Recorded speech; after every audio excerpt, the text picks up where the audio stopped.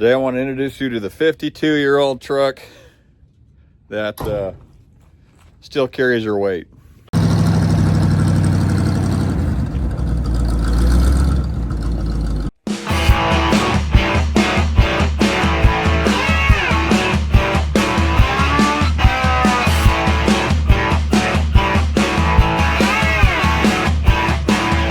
Good afternoon. Nice rainy day here in Alaska, which we like to see. It's going to be a wetter spring than normal. So this, an International Loadstar 1600, built in 73, and it has the hydraulic tilt bed on there. It's not a rollback, but it does tilt. And we've used this for 3 years now, primarily moving hay, but we've also delivered hay. In fact, we've taken it as far as Toke, which is about a 6-7 hour drive for us. So y'all know me. I like how old stuff looks. It looks great. But I'll walk you through the pros and the cons here.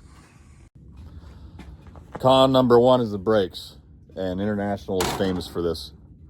They suck. They go out reliably once to twice a year. Luckily, it's such a damn heavy and low geared girl. It's not that big of an issue, but it is freaking annoying. It's gotten to the point where I've even had it professionally redone and they still go out. So I don't know what I'm doing wrong. Had to replace the radiator in it last year. And that was a little spendy because it's a hard part to find, but really easy to replace. And if you watch my channel, this won't be news to you, but I like the old stuff because look how easy that is to work on. It's very easy. Cab comfort does leave something to be desired. You can see I have a walkie in here. It's useless because it's so loud in here you can't hear anything. But boy, is it fun to drive. And I mean, just look at that. It's beauty. It's pretty.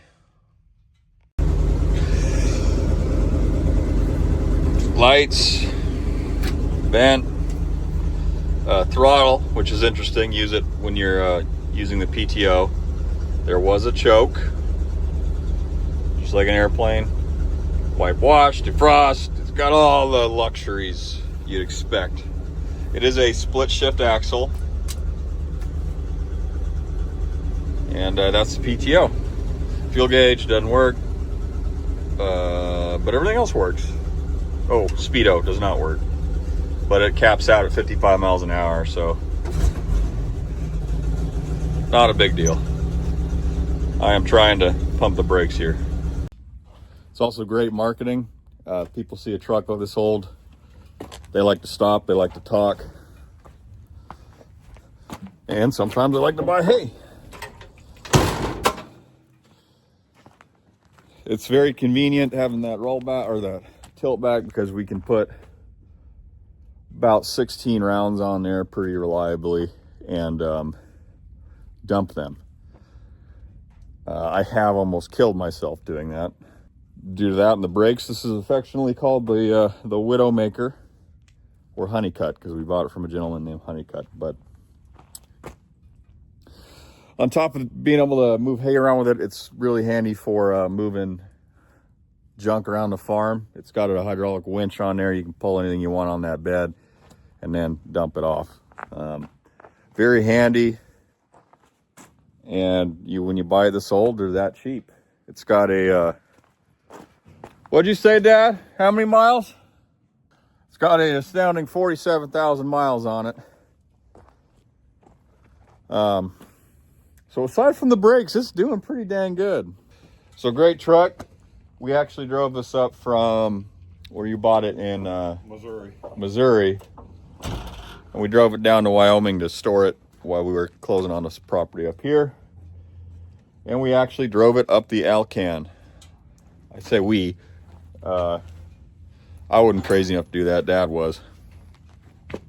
But he's deaf, so that helps. Oh, last thing I'll say before you go out and get yourself one. It gets an astounding what was it, 3.5 miles to the gallon fully loaded? Yeah, loaded. It's very expensive, so we don't really deliver with it anymore, and mostly just use it to move hay bales from the field to the tube liner. Because yeah, I'm pretty sure the Titanic would be more fuel efficient than that. So anyway, that's the Loadstar 1600, 1973, with about 47,000 miles on it.